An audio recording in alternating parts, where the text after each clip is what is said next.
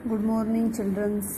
कल हमने प्रयोग के आधार पर शब्द दो प्रकार के होते हैं ये पढ़ा था। आज हम पढ़ते हैं पॉइंट नंबर 3। बनावट के आधार पर शब्द जो हैं वो 3 प्रकार के होते हैं। बनावट के आधार पर शब्द कितने प्रकार के होते हैं? 3 प्रकार के।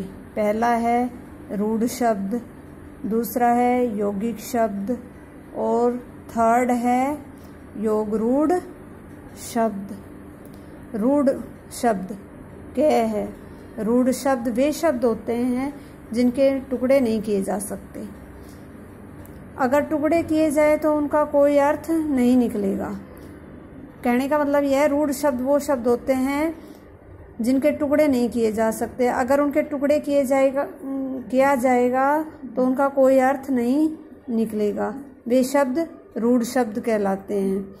जैसे उदाहरण दिया गया है चीता, रवि, गिलास आदि। यदि हम इनके टुकड़े कर देते हैं, जैसे ची और ता अलग अलग कर देते हैं, रे और वी अलग अलग कर देते हैं, तो क्या ये शब्द जो है वो अर्थ देते हैं? नहीं। ची का कोई अर्थ होता है, ता का कोई अर्थ होता है, रे का कोई अर्थ होता है, वी का कोई अर्थ होता है? नहीं। इसलिए इन शब्दों का कोई अर्थ नहीं होता। कैसे? अलग करने पर। अगर ये ऐसे शब्द मिले हुए होते हैं तब उनका अर्थ होता है। अगला है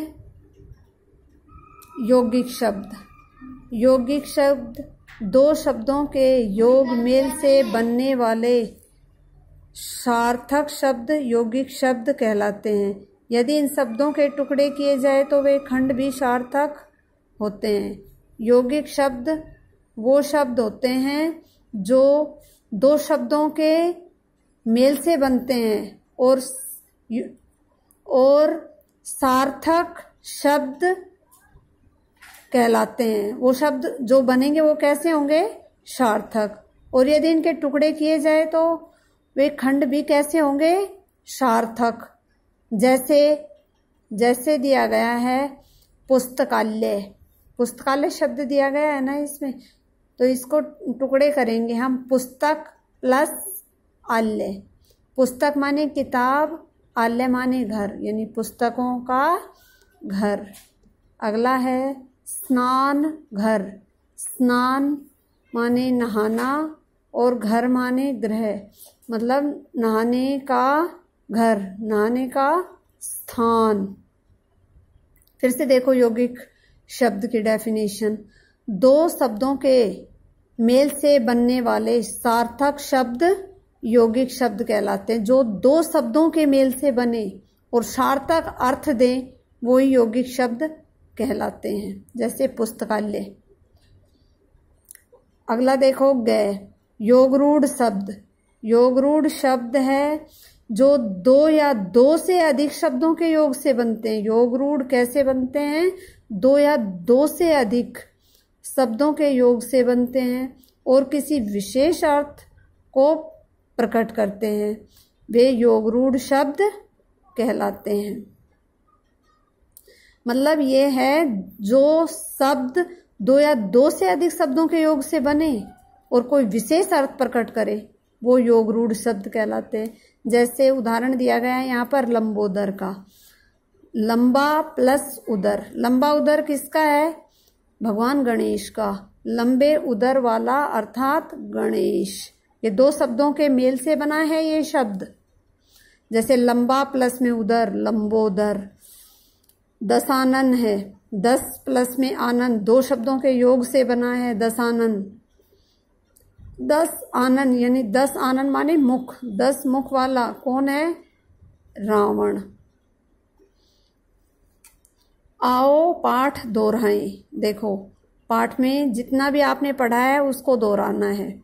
पहला है वर्णों के सही क्रम को शब्द कहते हैं। शब्द किसे कहते हैं? वर्णों के सही क्रम को ही शब्द कहते हैं। शब्दों को 3 आधार पर बांटा गया है।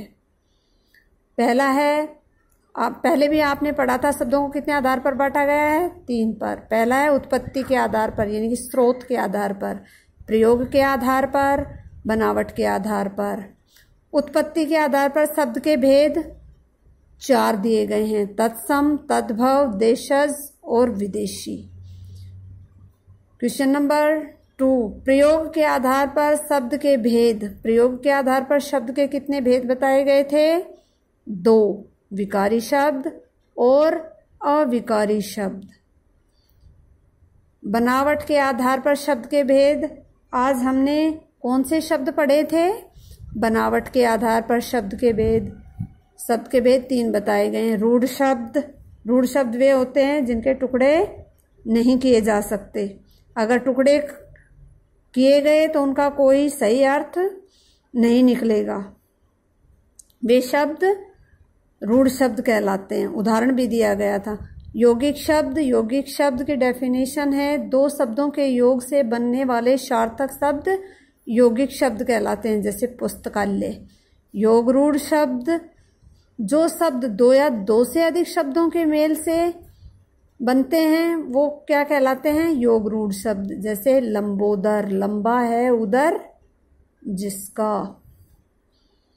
लिंग, वचन और काल के कारण जिसमें परिवर्तन होता है वो विकारी शब्द होते हैं। कल भी मैंने समझाया था, विकारी शब्द वे होते हैं जिनमें परिवर्तन होता है, वो क्या कहलाते हैं, विकारी शब्द। लेकिन किसके कारण हो, लिंग के कारण, वचन के कारण और काल समय के कारण। जिन शब्दों में किसी भी स्थिति में कोई परिवर्तन न हो वे अविकारी शब्द होते हैं। अविकारी शब्द को अव्यय शब्द भी कहते हैं, जिनमें कोई परिवर्तन नहीं होता, जैसे यथा, तथा, किंतु, परंतु। ओके बेटा, अभ्यास कार्य हम कल करेंगे।